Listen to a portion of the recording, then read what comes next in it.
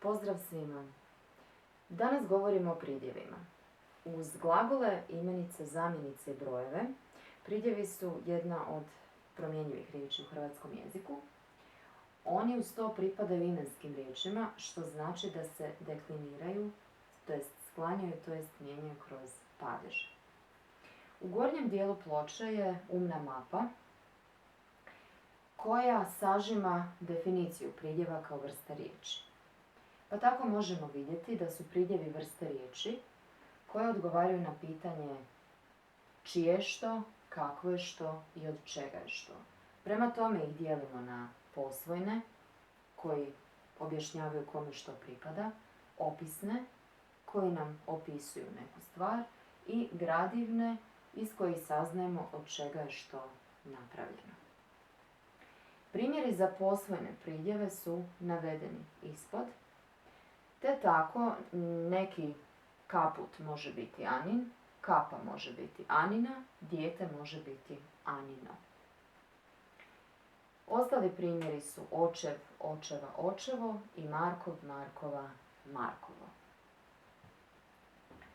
Primjeri za opisne pridjeve koji nam odgovaraju na pitanje kakvo, kakva ili kakav je tko ili što su ovdje. Automobil može biti crn, žena može biti crna i penkalo može biti crna. Ostali primjeri su lijep, lijepa, lijepo, veseo, vesela, veselo. Gradivni primjeri opisuju nam od čega je što napravljeno, pa neki prsten može biti drven ili zlat. Taj pridjev, jedan i drugi, ima i ženski i srednji rod.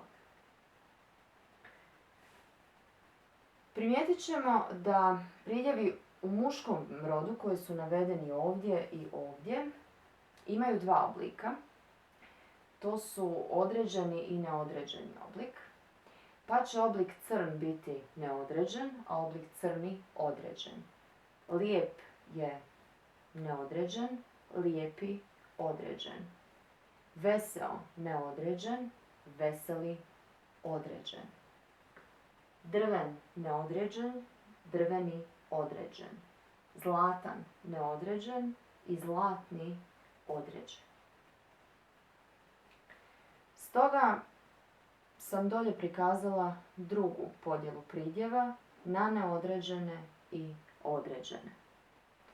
Ovako dijelimo samo pridjeve koji su u muškom i srednjem rodu. Ženski pridjevi nemaju neodređeni i određeni oblik. Što zapravo znači neodređeni i određeni oblik pridjeva? Neodređeni oblik odgovara na pitanje kakvo je što, kakav je netko, a određeni oblik odgovara na pitanje koji. Pa to lijepo možemo vidjeti u navedenim rečenicama. Kupila sam crven kaput. Ovdje je pridjev crven i on je u neodređenom obliku. Jer ovaj kaput prvi put spominjemo i još uvijek ne znamo ništa o njemu. Kad se prvi put s nečim susrećemo, onda za to nešto koristimo neodređeni pridjev u neodređenom obliku. S druge strane je rečenica koja u sebi sadrži određeni oblik ovog pridjeva. Volim svoj crveni kaput. Sad o kaputu znamo nešto više. Znači, već smo ga prije spomenuli i mislim na baš taj, onaj koji nam je već poznat. Dakle, pridjevi su promjenjive vrste riječi, to su imenske riječi koje se dekliniraju i odgovaraju na pitanje čije je što, kakvo je što i od čega je što. Prema tome ih dijelimo na posvojne, opisne i gradivne. Postoji još jedna podjela pridjeva, to je podjela pridjeva na neodređene i određene. Neodređeni pridjevi koriste se kad prvi put nešto spominjemo, kada je to nešto još uvijek nepoznato. Oni odgovaraju na pitanje kakav ili kakvo je što. Određene pridjeve koristimo kad nam je nešto već poznato, nešto smo već prije spomenuli i mislimo baš na to. Oni odgovaraju na pitanje koji. Razlika, neodređeni i određeni pridjevi, postoji samo u muškom i srednjem rodu pridjeva. Više o deklinaciji neodređenih i određenih pridjeva u sljedećem videu. Hvala.